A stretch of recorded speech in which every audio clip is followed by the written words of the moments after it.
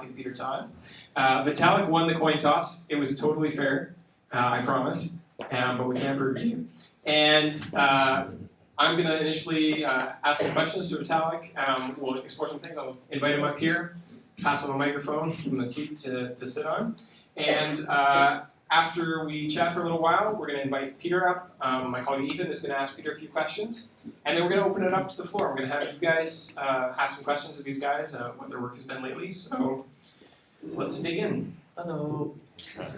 So welcome here, Todd. Thank you.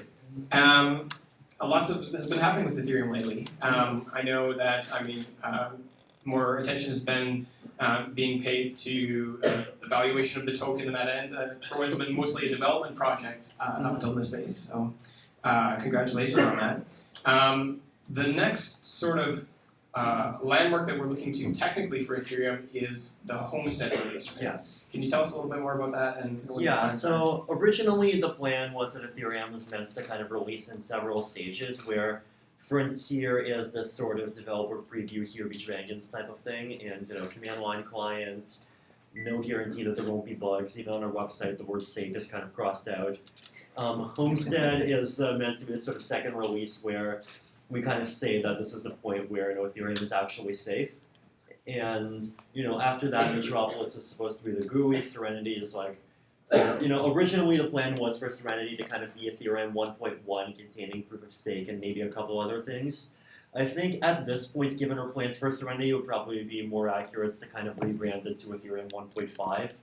But in any case, the idea, Homestead, originally Ethereum, but with safety. So one of the milestones that we were targeting is basically for the network to be without any kind of consensus bugs for 4 weeks. So that's been true for 8 months at this point. So that's fantastic. Yeah. Yeah, so the other thing that we wanted to do is we also had the graphical user interface, so Mist. We wanted that to be ready for Metropolis, but we're taking this path where we're starting off with a kind of minimalistic version, which is the wallet, and then going up from there. So Homestead is going to include a kind of user-friendly release of the Ethereum wallet.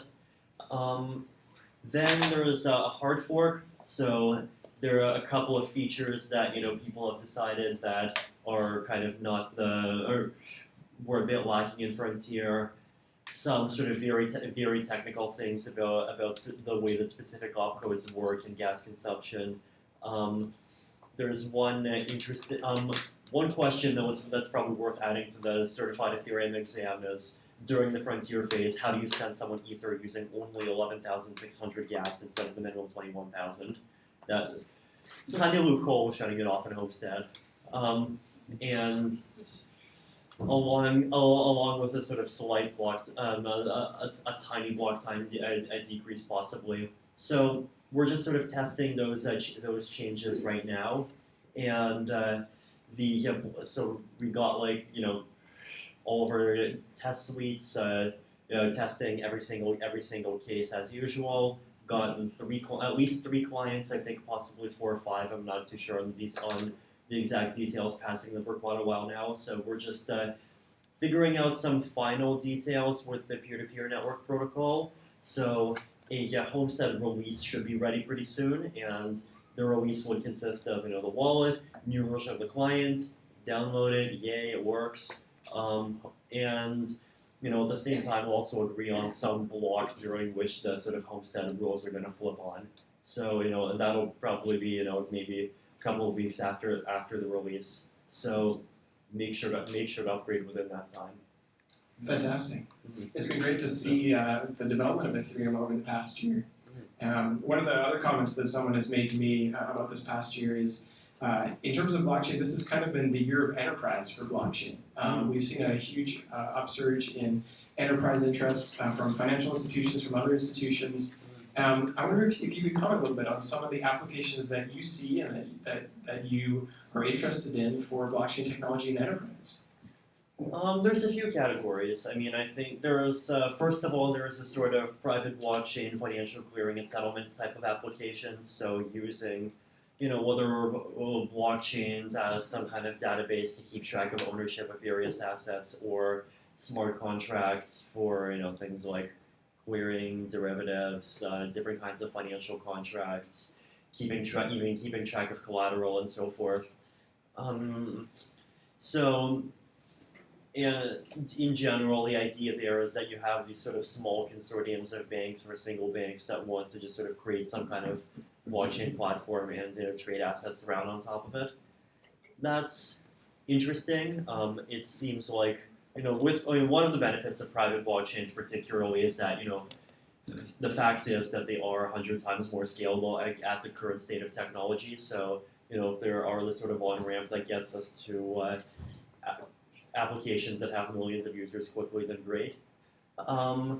There's also IoT applications. IBM's been working on stuff for a while, and there's sort of some Solok type of projects, sort of all the way on the other end there, and everything. For those who aren't familiar, what's the Solok? Yeah, so Solok, the idea is it stands for smart lock. Yeah, the S stands for smart.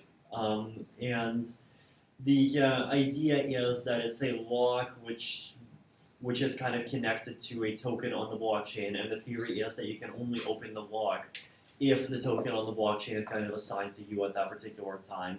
So the theory is it makes it possible to do sort of automated Airbnb type of applications where you can kind of send your token into a smart contract that automatically rents it out for a few hours in exchange for some kind of fee. That's cool. Yeah. That's there's also the sort of public blockchain side, and that could be anything from like company share registration, issuing different kinds of digital assets, different kinds of financial contracts, even sort of timestamping and notarization. Could be anything. Wow, that sounds like a lot. And you mentioned some of the challenges of scaling blockchains out to handle all this stuff. So I know there's been a lot of different ideas bouncing around the space that talk about ways that we can get the scalability.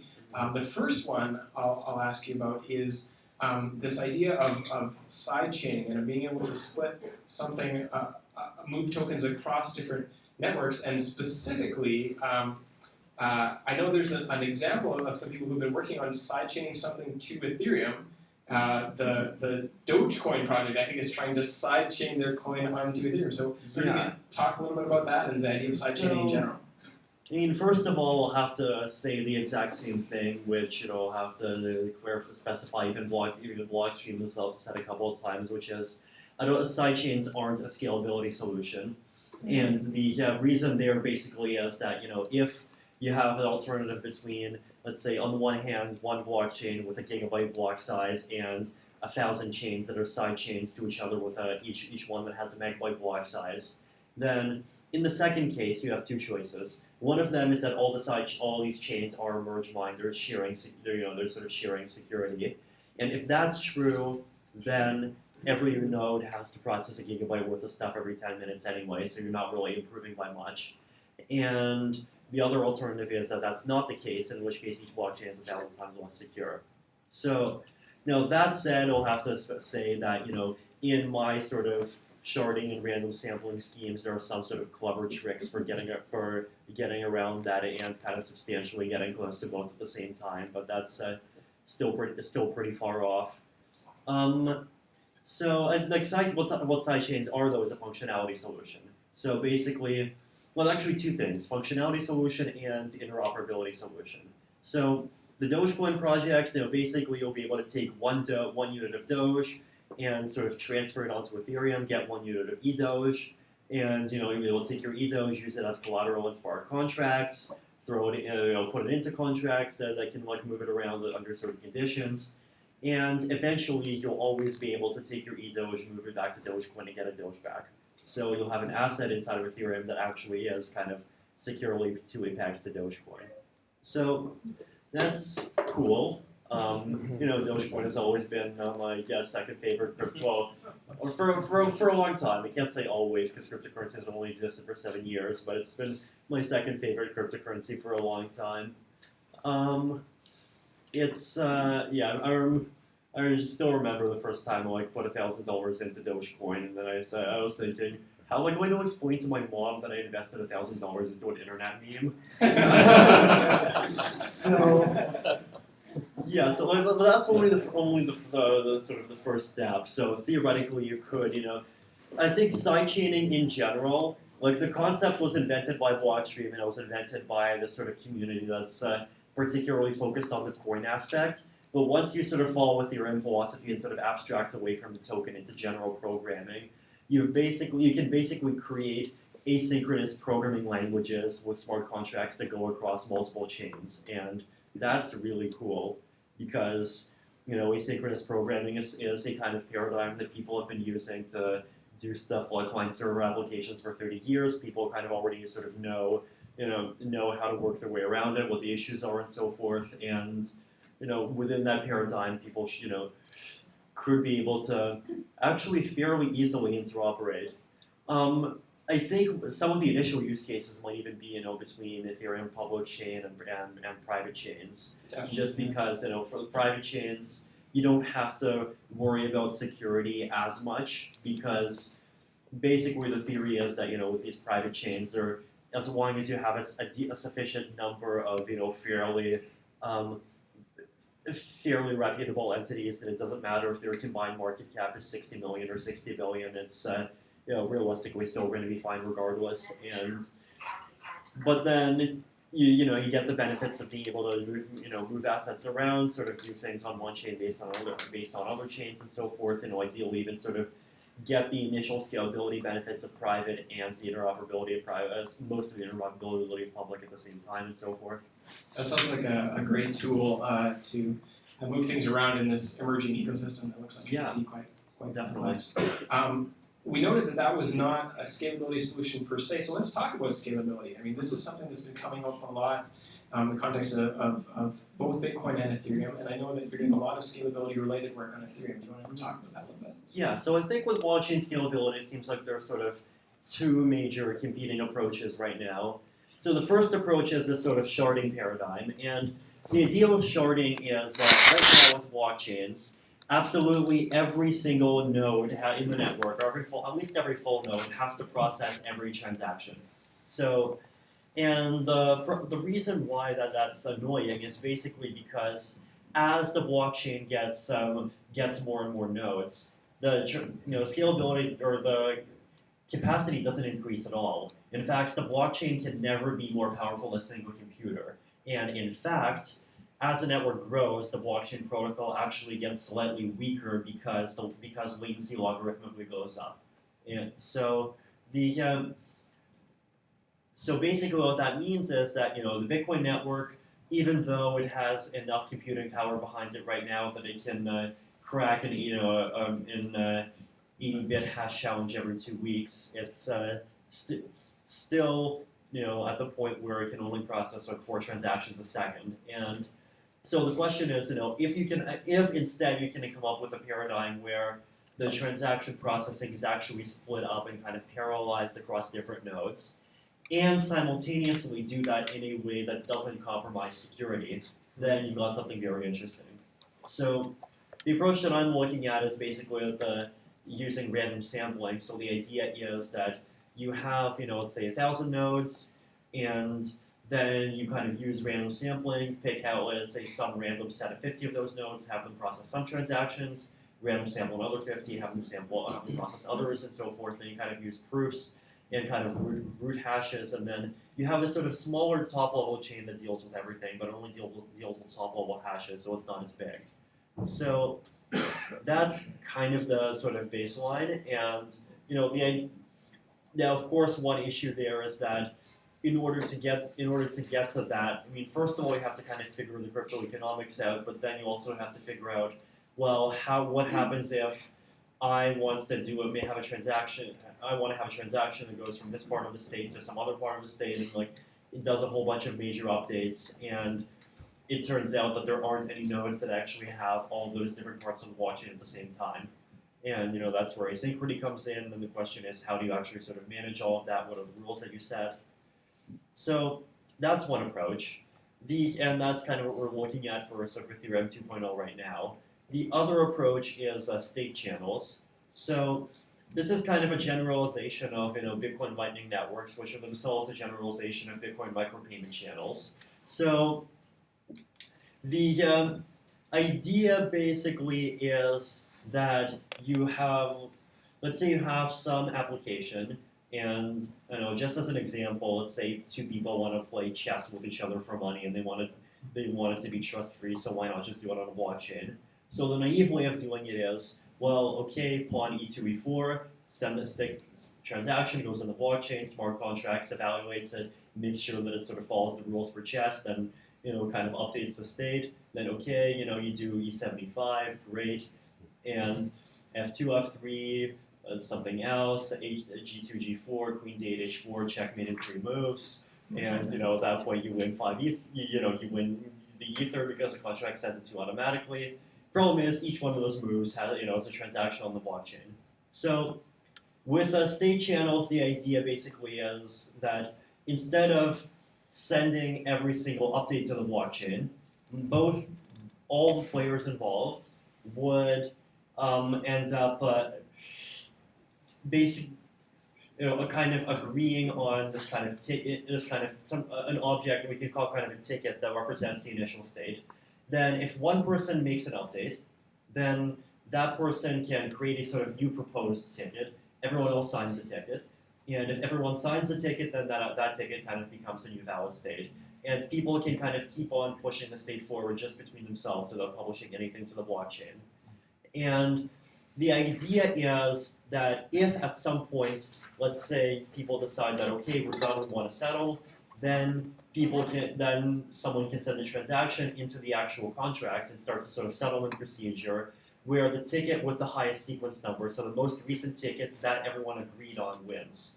Now, if, let's say, someone doesn't want to create, let's say it just drops offline or something similar, then the blockchain always or the smart contract still has the logic inside of it. So the contract could do all the logic itself if it wanted to, but because all the parties involved know that the smart contracts could do everything that it wanted to, they realize that they're not going to gain anything by cheating, and so their incentive is to just cooperate and to just agree on all the updates among themselves. Even if one of the updates says, this guy loses and he has to give 500 ether to the other guy, he's still going to sign off on it because he knows that if he doesn't, then it's basically going to go to the blockchain, and the blockchain's this kind of court. It's going to run the code. It's going to say, well, too bad, you lose 500 ether anyway. And guess what? Because you were not a nice guy, I'm going to make you lose another 100 ether as a security deposit anyway, on top of that. So the theory is that with this kind of mechanism, you can kind of use these sort of crypto-economic incentives and try to push as much behavior as you want up to these sort of higher levels, and you don't need to do that much on the actual underlying blockchain. And you can sort of compose state channels together and create things like lightning networks for sending payments. Theoretically, like the concept could be extended to any kind of like financial contracts. So like one approach could be is that if two people want to enter into some kind of derivative, their initial ticket might say, okay, out of this contract, give 100 ether to me, give 100 ether to you.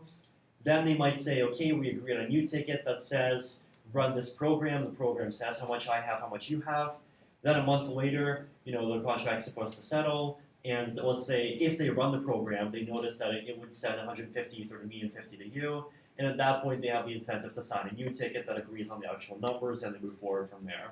So theoretically, like the sort of content of the tickets could be extremely complex.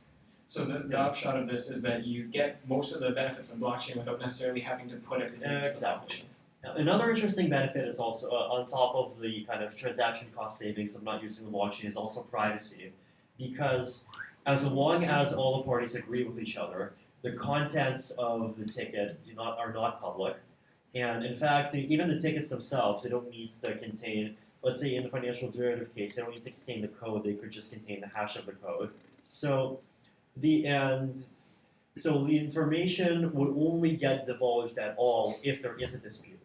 And if there is a dispute, well, if one guy's mean enough to make a dispute, then that guy's mean enough to publish all the details of all the interactions anyway. So, you're not really losing anything. That's cool. A lot of people know that the topic of state channels is very near to my heart as well. Yeah. Going on further on the topic of scalability, you recently posted what you described as a silly and academic proposal to the Bitcoin subreddit about To the BTC. to the BTC subreddit. That matters, people. That matters, people. No, about your proposal for a soft forking change to change the amount of transactions that can be processed in Bitcoin. Do you want to tell us a little bit about that? And Yeah, well, I mean, the idea behind the proposal was basically it's this clever trick where you do a soft fork where the soft fork kind of forces miners to cleverly lie about timestamps in the correct way in order to kind of basically trick Bitcoin's difficulty adjustment algorithm into making blocks easier to create. And so in reality, on average, blocks would get created every 2 minutes instead of 10. Even though from the point of view of sort of what the blockchain thinks, it actually sees sort of the time moving forward at like extremely at a sort of extremely glacial pace, and then suddenly jumping forward by 8 weeks, then jumping forward by 4 weeks, then jumping back by 12 weeks. nice. Yeah. Cool. So yeah, I mean, so I mean, when I came up with it, That's silly and academic. yeah. I mean, when I came up with it at first, it seemed like, okay, it's just a soft fork, fewer lines of code than SegWould, and it increases the the transaction throughput by a factor of 5. Then I realized that you could actually force the difficulty all the way to the minimum, and so you could create this scheme where basically miners would kind of create, let's say, 99 fake blocks, and then the rules would say that the 100th block is soft forked to be actually hard to create. And then they'd keep on trying to mine the 100, create the 100th block. Then once someone does, they'll publish their entire 100 blocks as a package. And of course, those 100 blocks are going to sort of win out over everyone else who just has 99 blocks. And so those 100 blocks together would basically be equivalent to kind of a 100 megabyte actual block. So, Nice. soft forks, you can do quite a lot. That's fun. Actually, I think that's a great segue because I'm sure Peter Todd has lots to say on the topic of forks and Bitcoin and scalability solutions. I'm going to let you sit down and we'll switch over to Peter Todd here, but I want to assure the rest of you, I know we've been digging into some very technical topics here. We want to make sure we get the full benefit of these guys' expertise. But after we give them both a chance to talk, we're going to be taking questions from you, and they do not have to be ultra technical, super specific questions. Feel confident to ask whatever you like. So with that, If you want them to be ultra technical, great. absolutely, they can be ultra technical if you want. You can pick either side. So with that, I'm going to hand this off to Ethan and Peter. Bring them up here.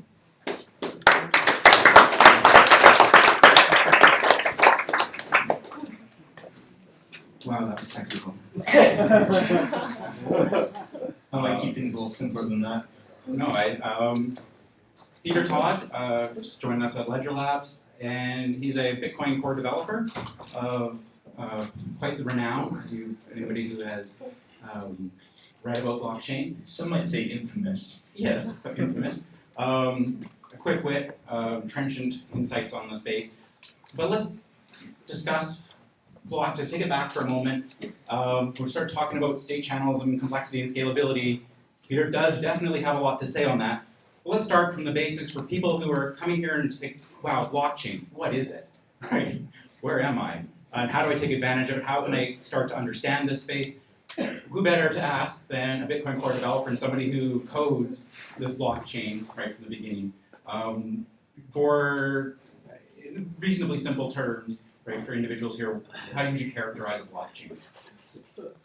Well, I actually had to go and explain this for my talk at the Scale and Bitcoin conference not long ago in Hong Kong, and while I had a somewhat more technical explanation, something I realized was, if you have a Bitcoin full node, this isn't always obvious to people, but fundamentally, one of the main things it does is it keeps a database of coins. The coins have owners, and my wallet signs digital signatures and so on to say, all right, database entry 1, 2, 3, 4, 5 should now be empty to move to database entry 4, 5, 6, 7. Moving coins from one person to another. And yeah, you've got all this blockchain stuff, but all that stuff is about making sure that the state of the database is correct. The blockchain is our way of figuring out what's the right state of the database. It is not, this magical fancy data structure. It is a thing we use to keep a database that's sick. And I think, if you go talk to a lot of academic people or programmers from other industries, they always get a bit annoyed, like, why would I use a blockchain? Why don't I just use a database? Databases work really well. Well, yeah, blockchains are databases. They just have other properties. So then we can start to ask, well, all right, what are these other properties? So, I mean, let's imagine, you have a Facebook account. And in your Facebook account, well, where are your photos stored? They're stored in a database. Now, Facebook kind of cares if they lose that database. I mean, they're going to have a lot of pissed off people who don't have their photos anymore. But a really key thing is, like, if they lose, say, 1% of the photos, only 1% of their customers are angry. Maybe a little more than 1% because their friends would like to see their photos. But, it's limited damage in that most applications for databases, every individual record is associated with a small number of people who are affected when the record's wrong. Which means that, if I'm Facebook and I want to go manage my database, it's totally okay if I have some massive set of servers spread around the world. They're not necessarily under great security, probably pretty good, but not perfect. And if different parts of that massive infrastructure go down, they fail, maybe they get hacked, whatever, the losses are limited. Problem is, financial applications are not like that. If my definition of me owning a Bitcoin is that the Bitcoin's legit, well, why is it legit? Well, because some guy gave me a legit Bitcoin. Well, why was his Bitcoin legit? Because some guy gave him a legit Bitcoin, and so on. And if you go back in time, given that Bitcoins can be split and recombined, that's just how transactions work, multiple inputs, multiple outputs. Well, in any real world economy, if one coin's invalid a year ago, essentially the entire set of coins now will also be invalid. And as long as we want to have a definition of money that, can't be counterfeited, can't be faked, that we actually have this traceable record. Now, if I want to know if a coin's valid, I've got to go check the entire set of transactions. Or put another way, if I want to fully verify everything, I need to know about every single time someone buys a coffee with Bitcoin. And that doesn't really scale very well. And well, how do banks deal with this? Banks actually deal with this by splitting things up among banks. Why is it so inefficient to send money from one side of the world to the other? Well, because there's like 6 different banks in the way. Alright, there's many reasons why it's inefficient, but one of many reasons is that, there's 6 different banks in the way. And the way it's actually moving from point to point is one bank has, correspondence accounts in another bank, they go get together and they go settle, and then eventually the money gradually moves its way from one place to another, crossing like 5 different regulatory regimes and probably a mainframe at some point, maybe a carrier pigeon. Bitcoin, though, is just updating one database entry, so that's very fast, it's very efficient. Even without all this mining stuff, all this decentralization stuff, that'd be very nice. But, hang on, so why didn't we just use a database? Right, because we don't want things to be falsified. And if we just use a database, obviously someone can go change those records and it becomes very unclear as to who owns what money. Most databases don't have digital signatures attached. If the database administrator falsifies something, you're screwed. And it's really unclear as to what was right and what was wrong. When you have really big incentives, like I can get free money by falsifying data, that's not a recipe for success. It's bad enough when someone can go steal your photos. It's very bad with money. So, what do? Well, we all go check each other. And, alright, how do we go deal with this if I gotta, again, check everyone's coffees? And fundamentally, I think this whole scaling debate has really been, how do we negotiate this trade-off? Some people are quite happy with a much smaller number of people actually checking the database. Well, the people who check that database of coins, they're also the people who can veto changes. If you're running a full node, I cannot trick you into accepting Bitcoins that you don't think are legit, because you check the records. On the other hand, if you're not running a full node, for instance, my SPV wallet here on my Android phone, that doesn't have a copy of the blockchain. That Android wallet can be tricked by anyone with hashing power into me accepting coins that don't exist. So there's that fundamental trade-off. Fewer resources, more scale, but fewer people in control, more trust involved. So for banks, though, or any major financial institutions that are business is moving money, taking advantage of that friction points. these various transfers of wealth across the planet. Why, though, should they care about blockchain, given that they already trust their databases, they already have these arrangements made? What is it that a blockchain would provide them that's of extra value? What sort of value? Well, the dirty secret is they don't actually trust them. I mean, they don't trust their employees. They don't trust their databases. They don't go trust each other. You know, there's so many levels of mistrust here. I mean, you look at it another way. If they did trust all this stuff, why are there so many auditors? You know, why is there this massive infrastructure of labor-intensive human beings sitting there poring over transactions and trying to figure out where did the money get created out of thin air? You know, where did the money disappear? Who moved what? Where? Was it all legit? And they're pretty good at what they do. You know, for the most part, bank fraud is, you know, at tolerable levels, it seems, especially for the banks themselves, who often don't pay for it. But, you know, it makes it harder to go imagine redesigns of the system or upgrades to the system which are a lot faster. Because the faster money can move around, the faster you can lose it all due to some hacker.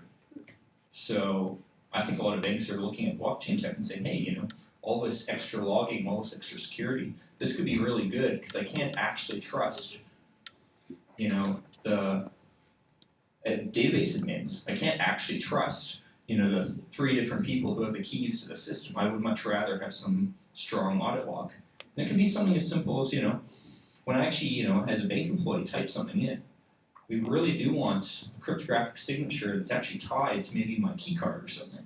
And that should go into the database. Well, what does that look like? It looks like blockchain, you know, with reasonable architectures. So if you look at it from their point of view, where they're thinking of going naturally looks like blockchain. So when they hear all this blockchain stuff, it's, oh yeah, this is roughly speaking what we're looking at doing anyway.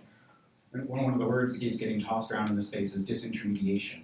A number of simple syllables to me get rid of the middleman. Yeah. And as you see with regards to, let's say, the audit case, do you see kind of the where we're heading is getting rid of auditors or massive departments of auditors and moving strictly to checking Merkle trees and signatures in that database? Well, I mean, this is a funny thing. Like, if I can move money from one place to another without having to go trust some human beings to do all the real work, I mean, potentially I can replace that with a computer program. I mean, put another way, for instance, if I happen to go have a nice plane and I happen to like flying, I can disintermediate banks just fine. I'll go in my plane and get a suitcase full of cash, and I'll spend a few hours flying to the other side of the planet. I mean, in the right circumstances, that's a great way of Sounds really disintermediating. nice. Yeah, it works out really well. It's just if I do that with a computer program, that's a lot more efficient.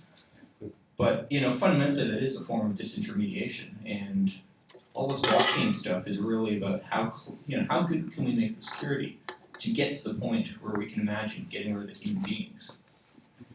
So in part, there's like a private blockchains that you might run in between consortiums of institutions that, you know, trust various nodes. So scaling in that part isn't such a problem, but we keep hearing, anybody who started to look into the issue at the moment, sees violent and vociferous debates among various channels about scaling is a huge problem for essentially the behemoth in the room. What is the problem in particular, and what do you see as, I know this is getting into various dangerous territory, but what do you see as a reasonable solution to that, if any? Well, you know, first of all, I'll point out actually before I answer that question, even at the bank level, scaling is a problem. It's just a problem at a different number of transactions per second. You know, banks go and often look at blockchains and say there is no way we're going to run high frequency trading on this, even though we'd really like to. You know, we would much rather have that audit log so that our high frequency trading people, or, you know, medium frequency trading, whatever the heck the term would be there, can be done in a less trusting way. Well, with Bitcoin, because we happen to have this requirement, some people would say we don't have this requirement, I would say we do, of being able to contribute to Bitcoin under very adversarial conditions, like say in China. Well, yeah, well, a bank can maybe afford like a gigabyte per second fiber link between different parts of their operation. If I'm over in China, I can't really do that.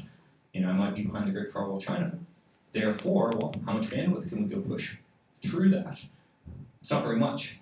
You know, a megabyte or two every 10 minutes is actually surprisingly close to what you can do. And there's some interesting subtle reasons why, which is, yeah, I can certainly push that data through over 10 minutes. You know, that will at least keep me informed about what's going on. Because after all, if I'm not informed about what the state of the Bitcoin blockchain is, I'm going to sink, and I can be defrauded. But even more subtly is that if I'm trying to be a miner, if I'm trying to create new blocks, well, I mean, imagine if everyone in this room were miners. On average, every 10 minutes, someone in this room would go find a block.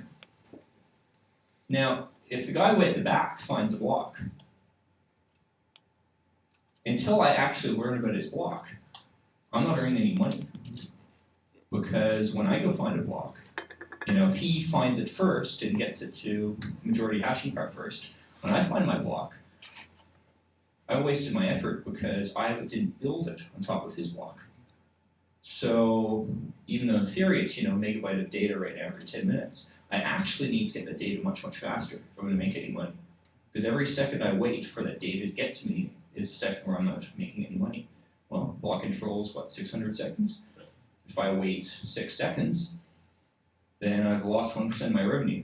When your profit margins say 5-10%, that's a lot of money to go lose. And that's a very big incentive to say, you know what, screw this. I'm not going to participate in Bitcoin directly. I will trust someone else to do it for me.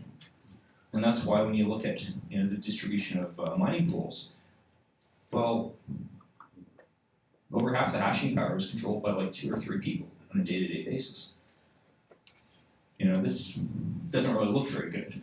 And it's a very big risk for the industry. I mean, that's literally like a very small number of computers that could be hacked, and the system gets taken down. Sure, we can go react right now. You know, chances are if that happened, it would be a wake-up call. People would run more servers, move their hashing power to different mining pools and so on. But we can do this because it's still relatively reasonable level playing field. And that, you know, if you and I combine our efforts, we're not earning that much more money than if we mine separately. But as the block size goes up, well, the requirements for moving data around become more and more stringent, and now I have stronger and stronger incentives to do what's not good for the system, but good for me personally. So, you know, it's a very hard thing to go work around. So it works as long as most of the nodes are relatively decentralized, and there's a lot of actors. We don't have a significant concentration of power, which is exactly along the lines of what blockchain is fighting against in the first place. Yeah, I mean, you could say it's reducing the number of single points of failure. Exactly. You know, currently, with regard to mining on the day-to-day basis, we have our single point of failure is like 2 or 3 mining pools. You know, that's pretty bad, considering how much money can be lost if those computers get hacked. And I mean, this is a very, very real, very concrete thing. Those computers get hacked, people can lose a ton of money due to double spends, due to reorganization of the blockchain, and so on. And you know, and that's a trade-off we've made even at 1 megabyte. And that trade-off gets harder and harder as the size goes up. You know, and if you're talking about gigabytes, we're not going to get that in a system that looks like what we have right now. So these are just some of the issues that we're facing within various blockchains. It doesn't diminish the fact that there's still, you can build a lot on it. It still has a lot of value in terms of anybody being able to participate and take advantage of the incredible security and cryptography that's already available within it. What do you see for some of like interesting and important developments that couldn't have occurred without a blockchain? Well, and Vitalik talked about some stuff too when he was talking about, you know, the term again, state channels. And there's a lot of things you can build on top of a decentralized layer. And that, you know, if I have something that's actually censorship resistant, you know, that is free from control, I can write crypto that makes use of this layer to let multiple parties transact with each other directly with much less trust than they otherwise would. You know, for example, in the Lightning Network, or even payment channels in general, well, because we have this decentralized blockchain, you know, I can go write payments through you, and the worst you can do is temporarily hang on to my money. Yes, you can go and hold my money hostage for, say, a few days, a week, whatever it takes. You know, whatever we choose to agree to, but that's a temporary thing. Whereas without that decentralized layer, you would have the people underneath that who can go at best hold your money hostage and more likely to go steal it entirely. You know, I mean, I can't build a decentralized thing on top of PayPal because ultimately PayPal calls the shots. And the closer Bitcoin looks to PayPal, the less useful and less different it is from alternatives. Well, simultaneously, we are competing with the PayPals of the world who can do this stuff anyway. So, for me, it really comes down to what can I build on top? And certainly Lightning Network's one very interesting things there. I mean, I've got all kinds of ideas, try to do smart contracts and even further disintermediate the trust we have in mining, which is sort of a whole other topic, but in terms of payments. So I know there's probably a lot of questions that individuals here have for both Vitalik and Peter Todd. We can't possibly within this question period ask or even touch upon any of the myriad of possibilities and interesting topics. So let's open it up to the floor. Val, do you want to come up? Yes? For 1 second. For anybody who have questions, we've got a mic here, a couple mics. I guess you'll have to share that. And a mic over there. And a mic right here. Oh, yes. Yeah. So anybody who has any particular questions for a Bitcoin core developer and the founder of Ethereum, please ask and we'll leave it up in your hands and they'll do their best to answer your particular questions. Yes. Michael. Thanks. My question is about a relatively new proposal for a potential tweak to Bitcoin to allow it to scale. I imagine you guys are both familiar with Mircea Popescu. I think it was maybe 2 days ago, Mircea wrote a blog post that went over a proposal for using a hash of a previous block contents modulo the block size. This would allow a miner to absolutely require a full node available next to them rather than constantly mining on headers only. So my thoughts are, have either of you read this proposal, and if so, what are your thoughts on it? Not only have I read it, but I actually went and posted nearly the exact same idea, but 3 weeks prior, and I'm sure Marcia invented it independently. It's an idea that's come multiple times, but yes, that is actually a very useful thing. The problem is that's not actually a change in the scalability. Because the scalability comes down to this verification issue. What that does is it makes the failure of not scaling more obvious.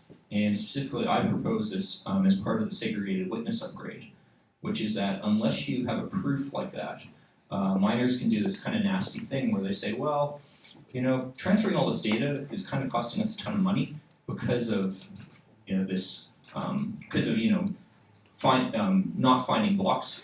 not getting blocks from other miners fast enough. So why don't we instead transmit a quarter of the data, which is the data necessary to update our coin database, and then the rest of the stuff that lets us know that the updates are valid, that is, all those digital signatures, we'll go and maybe get that later. Well, the problem is, in such an environment, miners are basically trusting everyone else to do their job. And the moment one miner screws up, or maliciously, puts invalid transactions, all other miners will go follow because they're not actually validated. So I propose basically the exact same idea, specifically to go say, let's go prove that 2 miner block you actually had the previous block. And I can't go prove that you actually checked it. I can at least prove that it was very easy for you to do so because you actually had that data. So it's nice to see it reinvented. I think that's probably the 4th or 5th time it's been reinvented, but it's fundamentally a reasonable idea. I remember looking through similar kinds of schemes for Ethereum's mining algorithm way back in 2014. I think the reason why we actually ended up rejecting it were 2 reasons. One of them was just complexity, and we wanted to kind of get something out there. But the other was also that doing something like that does make like client verification much harder, because now suddenly correctness of the proof of work depends on a block's entire contents and not just the block header. And so, that basically means that like clients by themselves can't verify proof of work without downloading the entire block. So it does have a cost. I'll point out what I actually propose has some tweaks that doesn't have that issue, but there's other very technical trade-offs to it. But anyway. Yeah, so I think there's a big misnomer in the space right now, particularly around private blockchains. I think they do have a lot of value, but going back to what Peter's saying, you can't build a decentralized system off a centralized system, building off PayPal, for example. I think one of the things that needs to be emphasized, and I would be interested also to get Vitalik's opinion on the state channel, because to me it sounds like a private chain that's just resoluting into the public chain. Is that a formula that you guys are looking at as a potential solution for massive scaling while keeping the integrity of what's going on within a public autonomous blockchain? Thank you. Well, actually, I could just say I did a lot of research on, I think, pretty much exactly that model. So using different terminology, and I think with some more primitive ideas around it, where I call it fidelity bonded banking, which is this concept that, well, if you have a private blockchain controlled by a fixed set of people, you can use cryptography to go prove to the rest of the world that what they're doing follows all the rules. They're not taking anyone's money and so on and so forth. And while yes, they can go and break the rules, you can put them in a position where they can't hide the fact that they've broken those rules. And if you put them into that position, all you then need is some publication medium to absolutely guarantee that all potential users of that private blockchain will learn that the rules are being broken. And what I originally proposed as fidelity bonded banking was subtly different. It didn't actually require any changes to the Bitcoin protocol. It's not, it's not much of a leap to go from that to say, well, if you have all this cryptographic proof, why don't you also, as Vitalik was pointing out, add the ability for the blockchain itself to take the action to go punish the people, rather than just say, well, you're breaking the rules, we're going to stop using your bank. Especially with Smart coming out too as well. You can start resoluting and hiding it all, and enterprises now can start using public. So on the private and public side, I'll say a few things because there's a lot of misconceptions around the whole private-public concept. First of all, I think I've been kind of pushing the sort of distinction of private consortium and public rather than private and public, because in between blockchain controlled by one guy, which to be fair isn't that much more interesting than a database, and with the public chain, you have this sort of consortium chain thing where you have a chain and you have, let's say, 10 nodes, one of them run by your own major bank. And the fact is, I think it is incorrect to say that middle version is centralized, because even though it's not sort of theoretically, in some philosophical sense fair, because you have 10 explicitly selected banks in the protocol, the fact is those 10 banks are probably less likely to collude than 3 to 5 mining pools. And realistically, it is secure enough, it is decentralized enough, and it does provide very strong security assurances by itself. So I think that you can definitely build kind of decentralized stuff on top of that. But I think public blockchains, the benefit isn't just the fact that it's decentralized. It also is the fact that it's a kind of decentralization that kind of everyone kind of agrees on its authoritativeness. So if you have one particular set of banks, then just that by itself makes it harder for everyone else in the world to build on top of the same system, whereas that's a problem public blockchains don't have. So that's one side. Then between state channels and private chains, I do think those two things are actually subtly different, because with a consortium chain, the property is in general, 2/3 of the participants have to sign every block, and theoretically, those 2/3 still could cheat you. With a public chain, the idea is, think of it as a consortium network where it's like a tiny sort of ad hoc consortium network for one application, where absolutely every participant has to sign every block. And if even one of them doesn't, then you have to, basically go back, go cry for mommy. In this case, mommy is the public chain, and mommy's going to run the smart contract and figure out who's right and who should go sit in the corner and have a timeout. Well, okay, timeouts are the sort of Bitcoin thing with lock time. I guess the Ethereum equivalent would be getting your security deposit destroyed, but that's a technical point. So I think there's a couple of differences there because this sort of combination of private chain, public chains, and particularly security deposits with different kinds of cryptography, which could be consortium, could be private, is very interesting. I think there's lots of opportunities to kind of create services which combine the two in different ways. Maybe I'll add one last point. Could I get a show of hands of how many people in this room use the web browser Chromium from Google? Or Chrome, yeah. Yeah, I was expecting probably like easy, half the people. Every single one of you is actually using a private blockchain. Because Chrome implements something called certificate transparency, which is essentially a way for certificate authorities to create what could be called a blockchain of certificates that they produce, which then lets any verifier look at this blockchain of certificates and verify that the certificates are being issued honestly. Sure enough, the Chrome web browser supports certificate transparency by default, and it actually goes and validates this. So, while if you actually look up the RFCs and other technical standards for certificate transparency, nowhere did it ever use the term blockchain. It is a Merkle tree. It uses all the same kind of technology as we do. They just came up with this idea, I think even pre-Bitcoin, but it is a blockchain if you look at it the right way, and it looks like a private blockchain.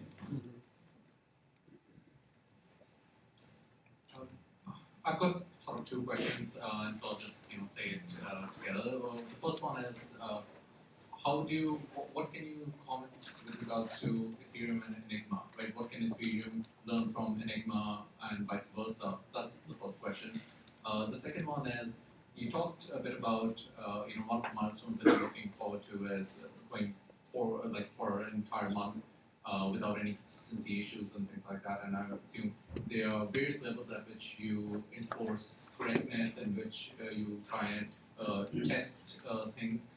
Could you comment a bit about the various levels, going from the protocol layer to the specification layer to the implementation layer, and any of these correctness guarantees, or either via proofs or via tests, was it made harder with the fact that Ethereum is Turing complete?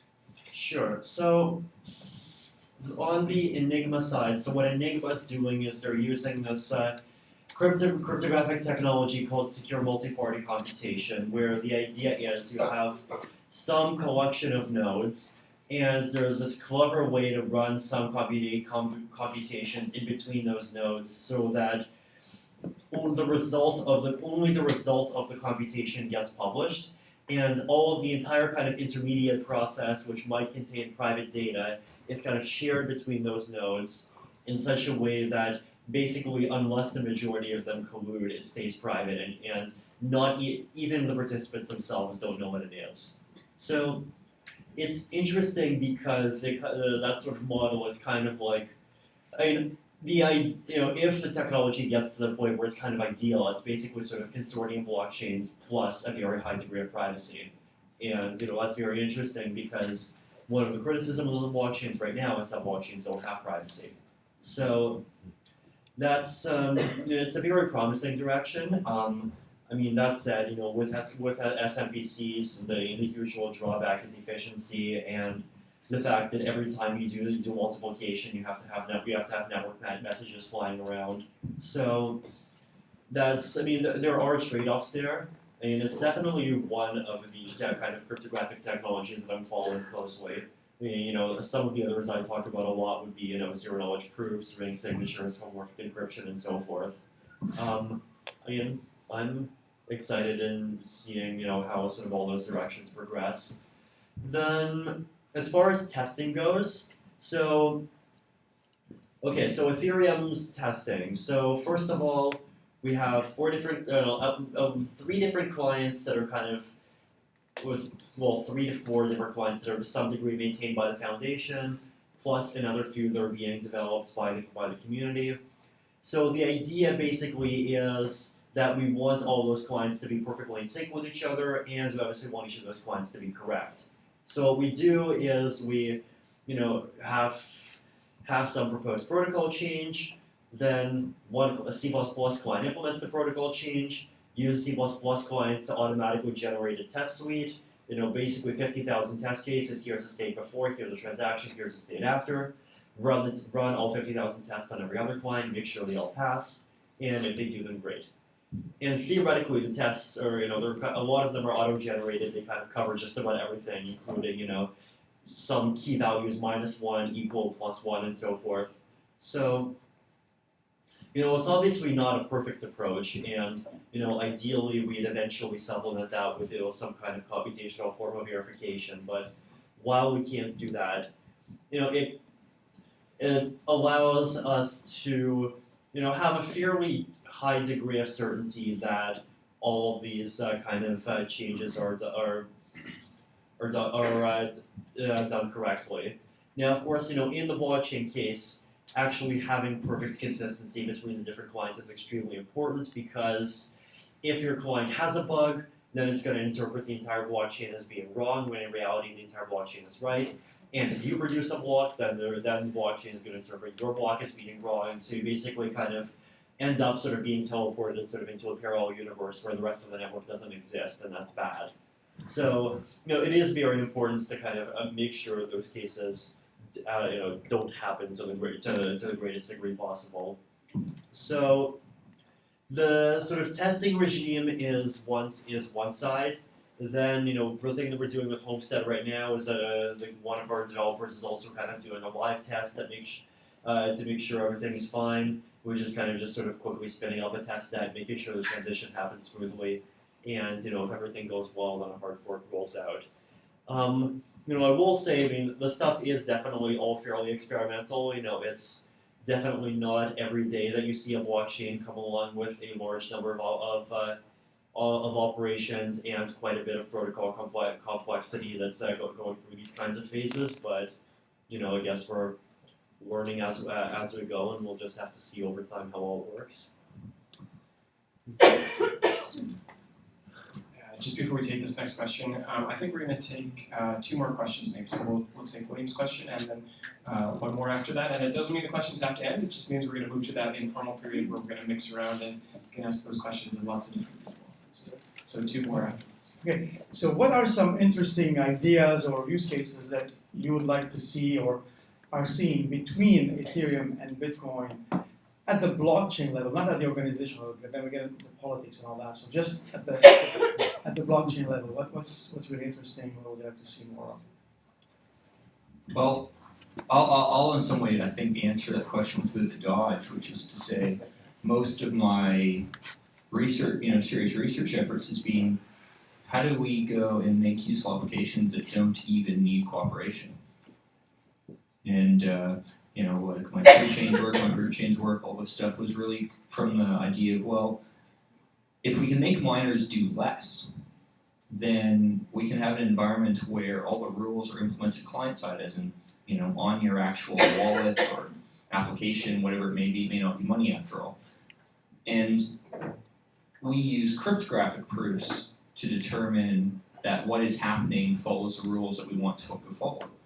Now, I believe that, for technical reasons I won't necessarily get into, but essentially nearly all these applications can be done without having miners involved to do anything other than go publish data in a certain order.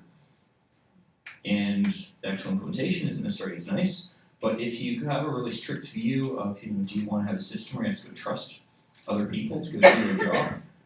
Well, I think there's a lot of really good practical reasons why I do not want to involve miners. Or at least I want what miners do to be as simple as possible. If all they do is burn a bunch of energy and put a bunch of data in a specified order and prove that the whole world has a copy of that data, if I can go build a useful application on that, I would much rather have that than have a system that has sufficient complexity that we need to worry about testing. I would much rather have a system where all that complexity is something only my application needs to worry about. And if your application needs some other big pile of complexity for your own reasons, I don't want to have to worry about that. That shouldn't be my problem. And I'd kind of make an analogy to the debate between the telephone system and the internet. The telephone system's philosophy is we have very, very, very smart routers in the middle and very dumb clients. Your phone does basically nothing other than generate a few tones and have a few wires hooked up to a speaker and microphone. It's a really, really dumb terminal. And all the complexity is in the middle. Well, changing that complexity then becomes very hard because you got to coordinate. Whereas the internet, what's in the middle is very dumb. You know, you have packets, they have a source and a destination, and that's basically it. Everything past that is layers and layers and layers that are interpreted by things other than the internet routers. And yes, that means I have to have a remarkably advanced, Android phone with like 4 processors and a gigabyte of RAM. But fortunately, computing power is pretty cheap these days. But social power isn't. Coordination isn't. Humans still are just as inefficient as they've always been. And when we look at the Bitcoin debates around how are we going to upgrade, how are we going to choose what the next version of protocol should be, and I don't want to have to deal with that. When you go look at the internet, how many debates have there been around the lowest level of IP packet layer? Well, approximately speaking, 2. One was the debate for defining in the first place IPv4, and one was the debate around upgrade to IPv6.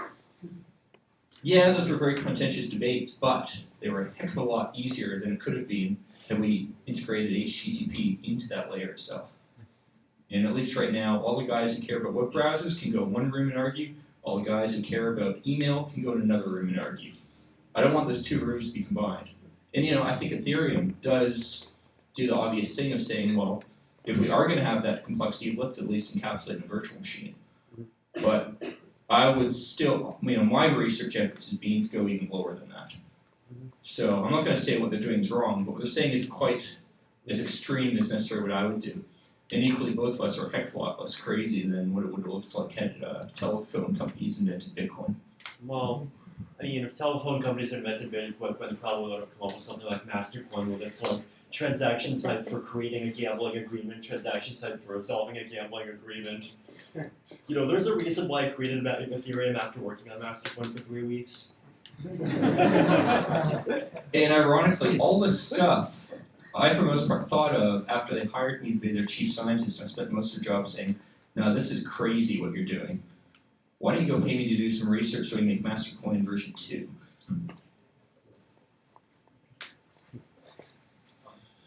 What's the most promising avenue to scale transaction volume on either Bitcoin or another blockchain? Well, I think having a couple of big data centers and then just trusting them. That's obviously going to work.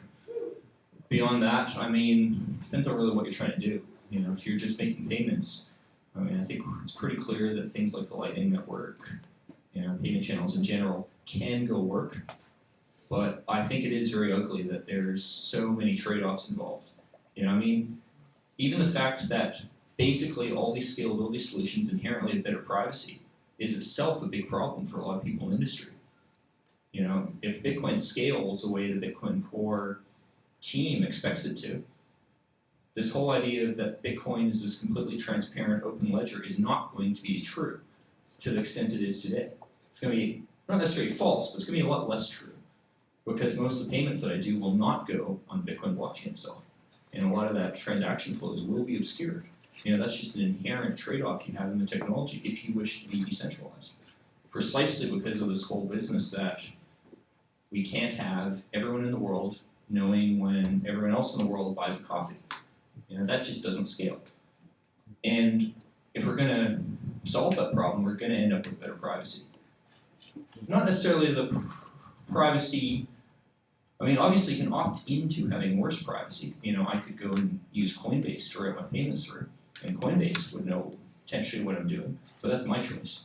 If I want to route my payments through someone entirely different, that's also my choice. And I think this is likely to end up looking more like the Tor network, where there are many different independent people, as long as one of them in a route doesn't keep logs, you actually have fairly good privacy in that. So that's the big trade-off, and I don't think there's really easy answers to this. Of course I've got my whole tree chains and client-side verification stuff, but those answers, again, you completely change how you go to use the blockchain. And completely change the nature of what do wallets do, and you make them, frankly, a heck of a lot more complex. Much the same way that telephone is a lot simpler than a computer is. So I don't know that we're going to make a lot of people happy, and this is going to be a very contentious thing.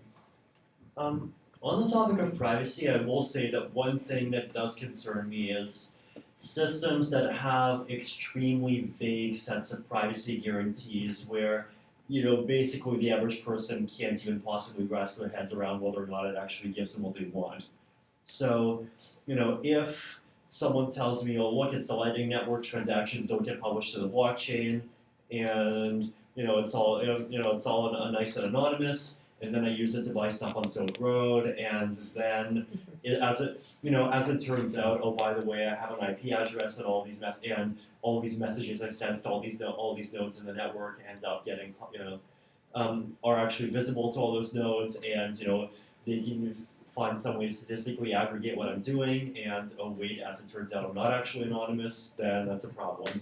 So it's with privacy specifically, it's kind of also I think important to create systems where you can actually basically do what mathematicians have been trying to do for a long time, which is they've realized that we don't want to create systems that have kind of vague guarantees. We want to figure out sort of specific kinds of sort of standard assurances that systems wants to have, and those could be forward secrecy, security under shows and ciphertext attacks, or whatever other buzzwords.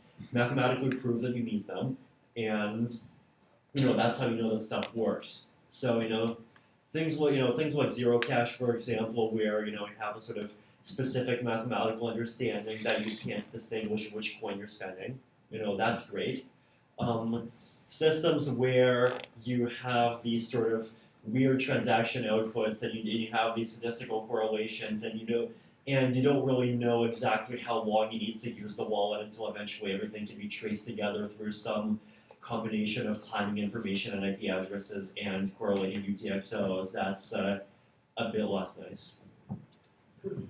Although, I will make the point that even systems like zero cash in the real world, they don't necessarily give you the privacy guarantees that you want. Precisely because, well, how do I interact with the zero cash network? I have to somehow connect to another node on zero cash. Well, in the Bitcoin network, what we found out is a really big chunk of the nodes on the network are basically spy nodes run by companies whose business model is to go and find data on, who does what transactions and de-anonymize you. And that's just a fact of life. I can't reveal exactly how we know this because then they could change how they do this. But on your average Bitcoin node, easily something like 25-50% of the incoming connections are these nodes. A big chunk of the nodes you connect to over the internet are these nodes. So what do you do? Well, you might run over Tor. Well, what's Tor's model? A bunch of these Tor nodes, and for various reasons you hope you can trust them, maybe because you've gone to the Tor dev meetings and know the people who run the network in person. And you hope that at least one of the 3 or 6 people in the route to where you're trying to communicate to didn't keep logs. That's not mathematical at all. That's based on human trust. But in the real world, we don't seem to have a better system than that. We can create nice guarantees mathematically in ideal cases, but just getting the information to other participants on the network has to go through a very pragmatic process of moving bits around networks. Usually that kind of stuff tends to fail. And ultimately, I guess I'm a bit more pragmatic, and when I go look at something like zero cash, well, I also see it doesn't scale very well. And zero cash itself is going to have all these big issues about how do we go scale zero cash. Whereas the Lightning Network, for example, you get a lot of orders of magnitude improvement. They're going to have less debates around this. Is that a perfect world? No, but I wish I had better tech, and I guess we'll just have to keep developing it. Okay, Mike, I have one last question. All right, Victor. Now we see that there's more and more blockchain-based services coming out. You mentioned Factors and other applications like the bank, the private chain bank. If you look forward next 5 years, where do you see the main innovation come from? Do you see that the innovation, the service mainly come from a for-profit business organization, or come from like non-profit foundations or open source project? Realistically, some of both. Some of both. Yeah. I'd make the point that a lot of what you see commercialized, comes from for-profit entities, but the actual research that goes in making this possible tends to come from non-profit organizations, non-profit people working individually, or people whose business models are a little unclear. And that's something in between those two models, and we actually see this a lot in the Bitcoin space, but it's very hard to predict where a lot of these ideas will come from, and usually the most innovative stuff is not the thing that at minimum, it's not the thing that has the highest chance of earning a profit. Usually you be innovative by taking very big risks. And because you've got people willing to take those risks for free, that inherently biases things, I think, to the point where the innovation's unprofitable. Excellent. Excellent point. I noticed we've touched upon obviously some very technical parts, and many of you here will be on the non-technical component. But I think it's absolutely fantastic sort of discussion, realization, because we might come to these sorts of events thinking, I just want to build the next future widget or future code or contract and it's going to revolutionize stuff. And oftentimes we think about those sorts of business applications and fail to see, no, this is still in development. It's right at the frontier of, let's say, the future, but of this particular technology.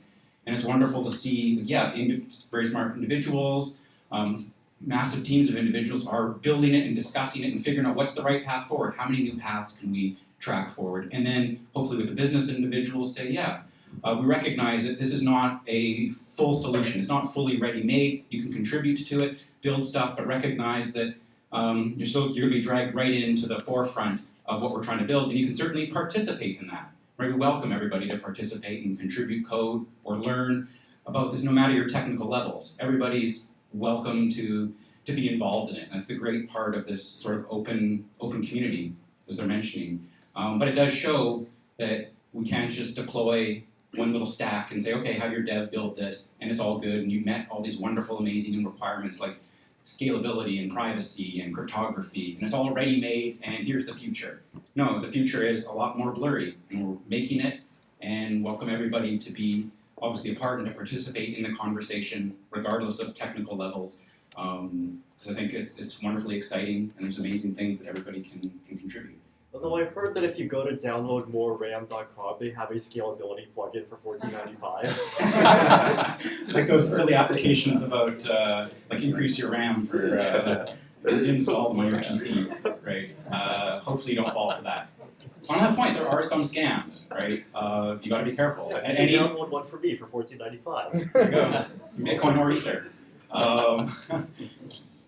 One point on that, definitely to be a bit cautious. And anytime we're in a wild frontier of any sort of technology, right? Not all nodes are honest, right? And thankfully, Bitcoin and Ethereum have solutions to some dishonest nodes, but be careful. Anyways, thank you so much to Vitalik Buterin and Peter Todd.